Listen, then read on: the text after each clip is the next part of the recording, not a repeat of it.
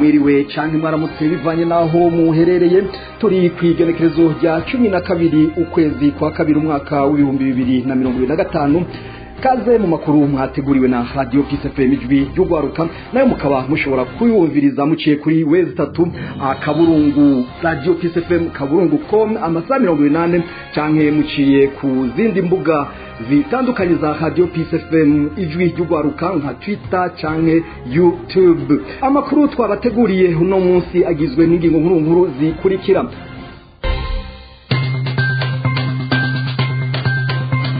Amatora yarakwiye kwigizwa inyuma mu ntumbero zo kuyitegurira neza bishikirizwa n'abayoboke b'umushinga amateka agatogwasa muraja kuvyumva muri aya makuru muza kumviriza Patrice Sabo Guheba.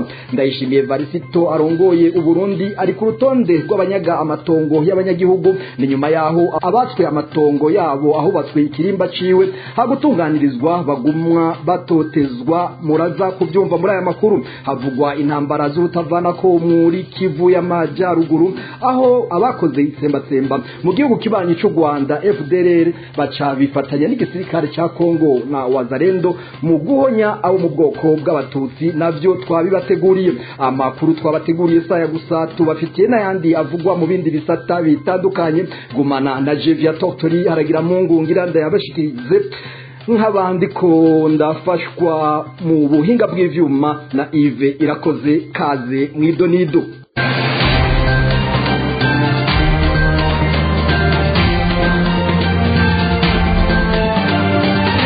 Radio Peace FM. Urafisi ico wasaba severe? Severe ntacyo noyisaba. Saba ushaka kumenya. Nakuri kwa severe biri by'iki gihe. Nakuriho. Ukuri kuzozanwa n'uwundi mugwi. Ashobora kuba wewe, ashobora no kubuja wundi. Mugabo severe bishobora kwerekana ukuri ngo bikunde kuko ibyo binogo bagendamwo kwimba bishobora rivyo kuba ibya 1993 bishobora kuba ibya 2015 bishobora kuba ibya bamwe birigwa baranyuruzwa atawujiyo babajana kuko nunyurujwe batoye ikiziga mu muserege cyangwa bakamutora mu ruzi niba nawemerewe kuja kumuhamba nibo bamuhamba.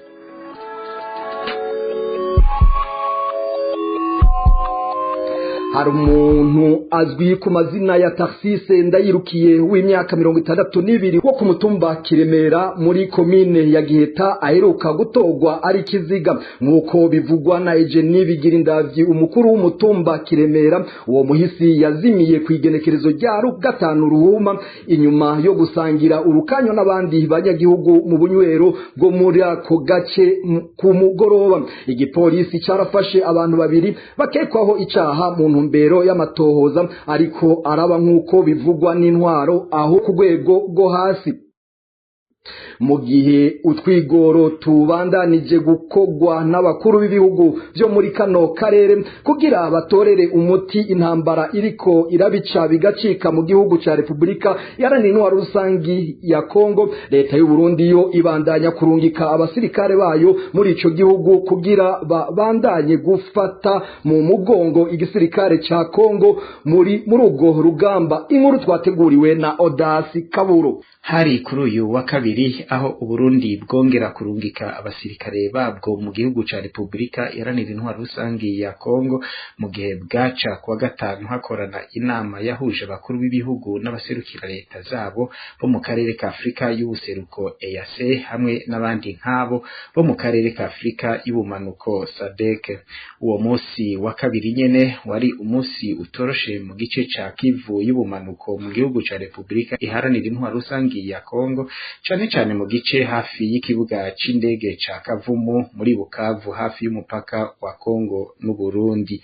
Amakuru dukesha ikinyamakuru c'abafaransa RFI amenyesha ko abasirikare 2,000 aribo bajabutse umupaka w'u Burundi baciye mu Gatumba bagana iya Bukavu muri Kivu y'ubumanuko kugira baje kongera inguvu ku basirikare bangana n'ibihumbi 10 b'abarundi bose bagwana ku ruhande rw'igisirikare ca Republika Iharanira iharanira intwaro rusangi ya Kongo nabo bafatanije.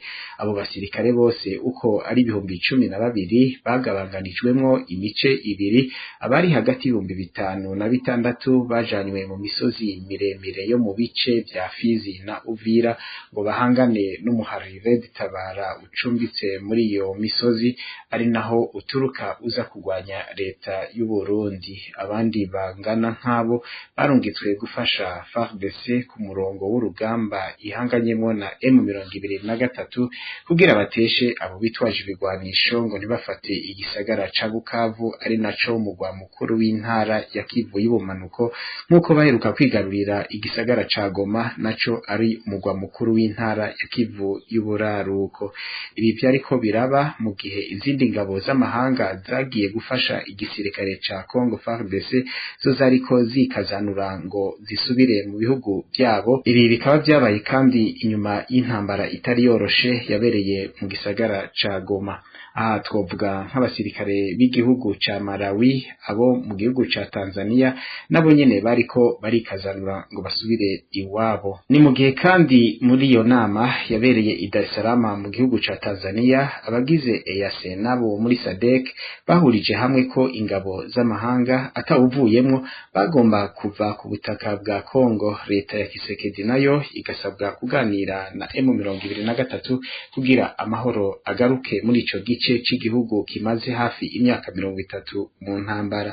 Hakibazwa uburyo izindi ngabo z'amahanga zariko zitangura kuvanwayo batanabisabwe, abo mu Burundi nabo binjira kandi bari nabo bahatakariza ubuzima kurusha nabo mu ngabo z'igihugu ca Kongo. Tubibutse ko abasirikare b'u Burundi binjiye muri Kongo ku mugaragaro inyuma y'amasezerano yasinywe mu kwezi kw'icenda umwaka w'2023, aho leta y'u Burundi niya Republika Iharanira Intwaro Rusangi ya Kongo biyemeza gufashanya mu vya gisirikare biciye muco bise TAFOC. Uburundi buvuga ko bwagiye muri ico gihugu gufata mu mugongo leta ya Perezida Kisekedi mu rugamba arimo na M23 hamwe no gutuza ku butaka bwa Kongo umuhari Red Tabara witwaje ibigwanisho ugizwe n'abarundi biyemeje kugwanya leta irongowe na Perezida Evariste Ndayishimiye. Odasi Kaburo ndagukengurukire ndakumenyesha yuko abasirikare bagize batayo ya 22 Tafoke baherutse kurungikwa muri Republika Iharanira Intwaro Rusangi ya Kongo mu ntumbero yo gufasha FARDC, igisirikare ca Kongo, Wazalendo, insoresore zifasha ico gisoda, FDLR, inyeshamba zakoze ihonyabwoko mu Rwanda hamwe n'abacancuro kugwanya umuhari 23 uharanira uburenganzira bw'abanyagihugu bavuga ikinyarwanda. Ni mu gihe bagenzi babo bamaze igihe barahoneye muri Kivu ya ruguru, aho benshi bakinyegejwe mu mafrigo ya DCA mu gisagara ca Bujumbura. Inkuru ndende na Albert Maheke. Kuko igihugu c'u Burundi cyamaze kwivanga mu mishamirano iri hagati y'igihugu kibanye ca Republika Iharanira Intwaro Rusangi ya Kongo n'umuhari uharanira ubwigenge bw'abanyagihugu b'ico gihugu bavuga ururimi rw'ikinyarwanda M23, ubu kikaba kibikora ku mugaragaro kuko cyasinyiraniye amasezerano yo gufashanya mu vya gisirikare n'igihugu ca Kongo muri Nyakanga mwaka wa 2023. Uburundi buherutse kurungika ibatayo ya 22 Tafoke mu karere ka Bukavu kari mu ntara ya Kivu y'Amajepfo, aho igaca ikwiza amabatayo 16 yoba agizwe n'abasirikare baba 12,000 nk'uko tubisoma mu kinyamakuru c'abafaransa RFI. Bamwe muri abo bavugwa ko bajanywe mu biyaya vya Fizi na Uvira, aho bazohangana n'abarwanyi ba Red Tabara basanzwe barwanya leta y'u Burundi, mu gihe abandi barongowe na General Posya Kizimana batazira mingi barungitswe mu karere ka Bukavu, Karehe, Kamanyora no micungararo y'ikibuga c'indege ca Kavuma guhangana n'umuhari ugwanya leta M23. Abanyagihugu baganiriye na Radio Peace FM ryo gwaruka mu mpera zindi twaraye turangije, bamenyesha ko babajwe n'ayo masezerano Varisto Ndayishimiye yagiraniye na mugenzi we Felix Tshisekedi, kuko abana b'u Burundi babandanya bahonera muri ico gihugu ku nyungu y'aba bagabo babiri gusa. Ivyo bayivuga bafatiye ku kungena abasoda b'u Burundi benshi bapfiriye muri Kivu ya ruguru aho benshi muri bo bakinyegejwe mafirigo ya Deseya nayo mu bitaro by'abasirikari mu Kamenge inyuma y'igihe cababa ukwezi baguye muri iyo ntambara. Tubibutse ko Dar es Salaam mu gihugu ca Tanzania igenekezo rya 8 Ruhuma umwaka wa 2025 habaye inama yahuje abakuru b'ibihugu bagize umuryango wa Afrika y'ubuseruko n'umuryango wa SADC. Inama Varisto Ndayishimiye atigeze abonyozamwo ikirenge. Iyo nama ikaba yasabye impande zose guhagarika imishamirano. Albert Maheke urakenuye nta ndege nimwe y'u Rwanda irekuriwe guca mu kirere ca Republika Iharanira Rusangi ya Kongo icibagiwe cyo nukugwa ku bibuga vyaho. Ningingo ubutegetsi bwa Republika Iharanira Rusangi ya Kongo bwaraye bwemeje ku munsi wejo kwigenekerezo rya 11 Ruhuma umwaka wa 2025 nkuko bishikirizwa n'itorokanirizo ry'amakuru y'ico gihugu ACP, Agence Congolaise de Presse. Icatumye iyo ngingo ifatwa nkuko bivugwa n'abategetsi ba Kongo ngo ni ingwano ya Kavogero u Rwanda ruriko ruragirira Ikongo yahitanye abanyekongo bashika ku bihumbi 3 igoma mu misine gusa. Uburongozi bw'ibibuga by'indege bwaciye bwihuta gushikiriza iyi ngingo abo vyega ko indege yose ikomoka mu Rwanda canke izindi zose zitegukira u Rwanda ariko zigataha mu Rwanda ko zibujijwe guca mu kirere ca Kongo. Ngo iyo ngingo rero ikaba igamije kugenzura neza umwansi yabandanije atembera akarere ka Kongo no mu gihe nyene intambara zari zasutamye muri Goma. ACP ikaba yavuze ko mu mwihwezo wayo iyi ngingo ije icerewe kuko ikenewe cyane kubw'umutekano w'abanyekongo. Amatora ariko arategurwa mu Burundi ameze nk'inda yakorotse igasamwa kuko yapfuye ataranatangura. Ibi bishikirizwa na Patrice Saboguheba umwe mu bagishigikiye uburongozi bw'umushinga amateka Agatogwasa. Ibi Patrice Saboguheba akaba yabivuze ahanini yishimikije ko abarundi basanzwe bazi amatora meza yagiye arategurwa. Tumukurikire. Jewe kubgaje mbona ko amatora apfuye akivuka asa n'indikorotse kuko abarundi barabonye amatora meza ingana tegurwa n'ingana agenda. Amatora barimwo bose aho barabonye Rwagasore atsinda uko byagenze, barabonye President Ndayatsinda uko byagenze, barabonye amatora y'ibihumbi 2005 Pierre Nkurunziza atsinda uko byagenze.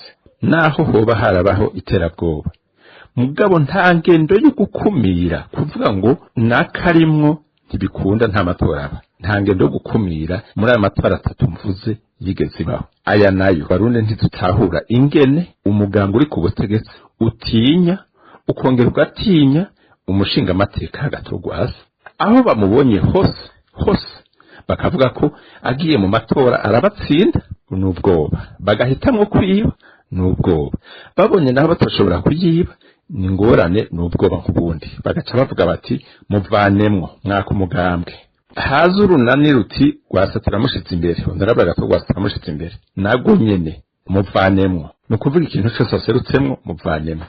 None mwumva abarundi bazoba bagitoye ico bashaka hakiri amatora ya bose ashoboka bazi uwo mushinga amateka n'amahirwe agira uko abantu uburongozi bw'iwe abantu bakabutahura bakabona ashobora kuronka niyo noneho yoba yoronka n'amajwi n'amakeke ico bazi nuko yamaronka amajwi menshi mugabo naho yoba aronka kirazira kwanka umuntu ngo umwankirize umukumire umukuremo mbega ntuburi kukuramwo babarundi isinzi bari nyuma yiwe. Ico ni kintu kibi cyane cerekana ko amatora ateguwe nabi ari mari kandi azoheza nabi kuko ntushobora kuvuga abarundi bavuga ngo utaramunda ko ataruri biboze parashobora no kwihorera. Mwarabonye ko batinya kuja kwiyandikisha bahagenda ku ngufu barinze kugara amasoko n'amashuri n'amasengero, barashobora kutaja gutora, barashobora no kugenda gutora kuko bagenda batungura gatwe.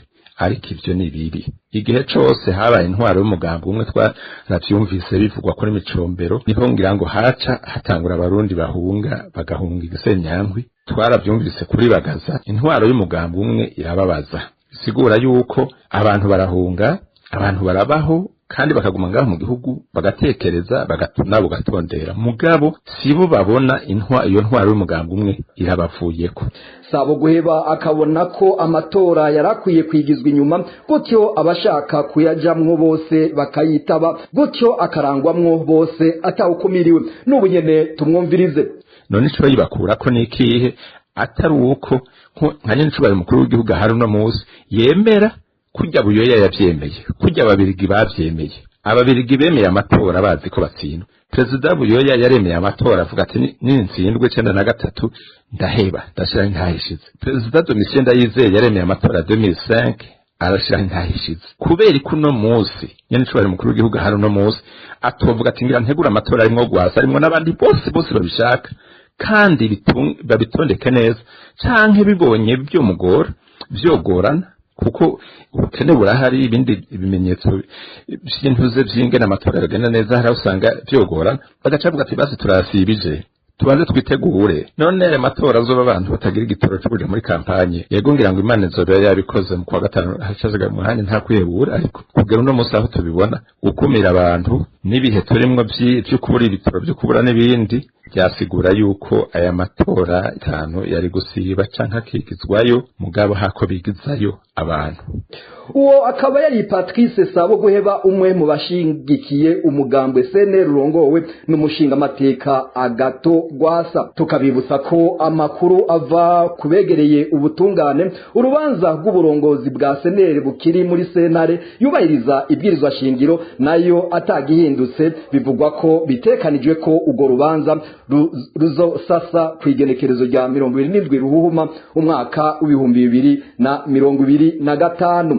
Hari cigwa kidasanzwe cakozwe n'urunani rw'amashirahamwe yaharanira agateka kazina muntu Foske aho bagaruka ku matongo yagiye aranyagwa n'abategetsi harimwo n'umukuru w'igihugu aho yemereye abanyagihugu ko ahubatswe ikirimba cande yishimiye hazwi nko mu Gasenyi ko bazohabwa imizubukiro mugabo bigaherera mu nzira gushika n'uyu munsi ahubwo abagerageje kwivugira bakaba baratawe mu gasho k'iperereza Bujumbura mu ntumbero yo gutera ubwoba abo banyagihugu kugira bikunde bahebe burundu imizubukiro yabo. Kurikira Odase Havyarimana umuyobozi nshingwa bikorwa mu runani rw'amashirahamwe aharanira agateka ka zina muntu Force.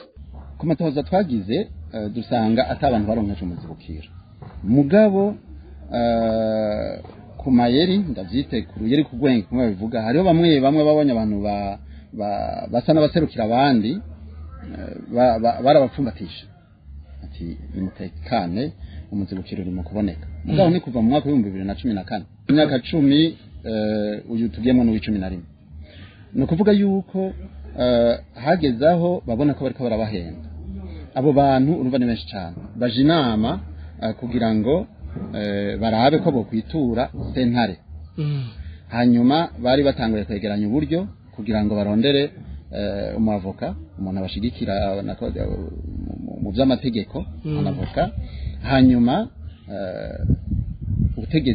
abategetsi Service National de Renseignement icitangura kuvyirukamwo kugira ngo babatere ubwoba n'ubaserukira kiretse niba yoberekewe nko muri iyi minsi afunzwe bamubwira bati ivyo bintu hagarika nimba wari ufite parcelle yiwawe reclama rondera kurenganurwa kuri iyo tara yiwawe iyo parcelle yiwawe ivugire ureke kuvugira abandi nariko nderekana rero yuko byukuri nta bahawe umuzibukiro imyidogo ni yose kandi none avuga yuko ubwa mbere aho hantu hari kuja ikinimba cy'umukuru w'igihugu mu ntango zari kuba hectare 40 mugabo baraguye bati hazoba n'amakartier gushika ku hectare 160 mu kuvuga n'abatari bashikiriwe mu mwanya wa mbere ubu barashikiriwe nariko ndavuga rero ahandi navuga mu Rumonge ku mutumba wa Mutambara naho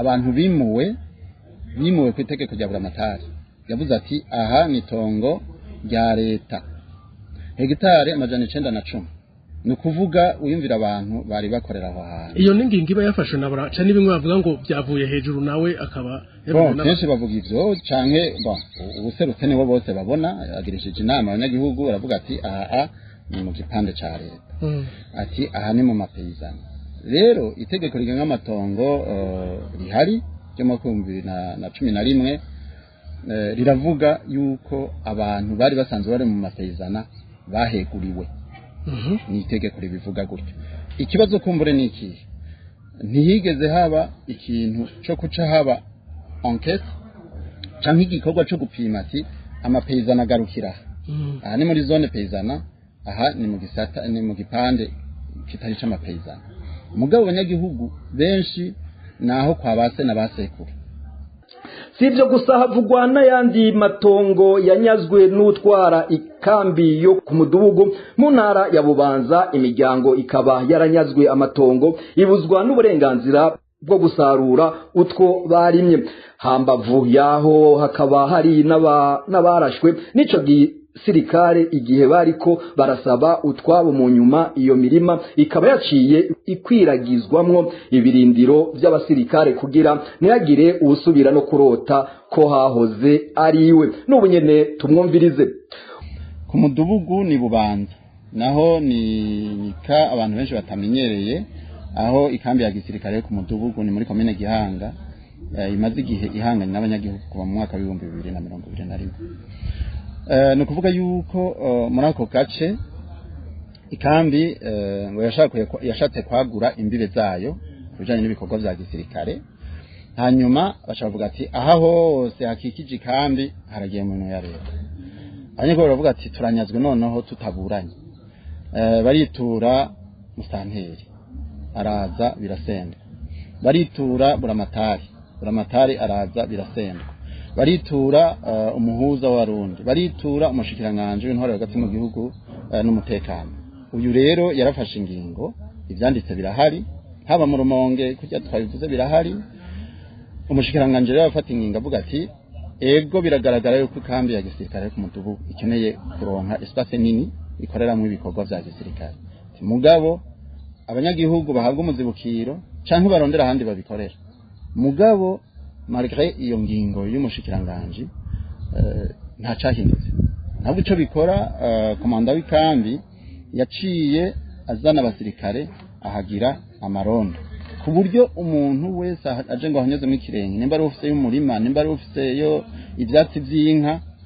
ubu udakubiswe injizwa mu kamba gafungwa hariho nabarashwe n'amazina turayafise mugakumva z'umutekano wabo ni dushimye kubivugira ngo ariko ndeka nguciremo kuri abo bantu barashwe ndumva ko hataragera kumbure ko mubishira habona amazina n'ababarashe n'ibiki abo bantu barashwe nabari bafise amatongo aho hantu bari baje gusarura bari baje kurima canke nabagizi ba nabi kwitariki 14 nimba ntiyenze z'ukwezi kw'icumi mu mwaka weze harabaye no kuvuga gushamirana hagati y'abanyagihugu n'abasoko bararashe hejuru kugira babashwiragize hanyuma mango ku itariki 12 z'ukwezi kw'icumi na rimwe kuvuga hari haza nk'ukwezi kumwe bica bisane kumengo byacureshe hanyuma abafite imirima baza gusarura hanyuma n'abafite ibyatsi by'inka baza kwahira kugira bazahirire murazi yuko mu Burundi hari itegeko ribuza yuko ibitungwa bituruka hanyuma baza kwahira umva hari abafite imirima abafite ibyatsi by'inka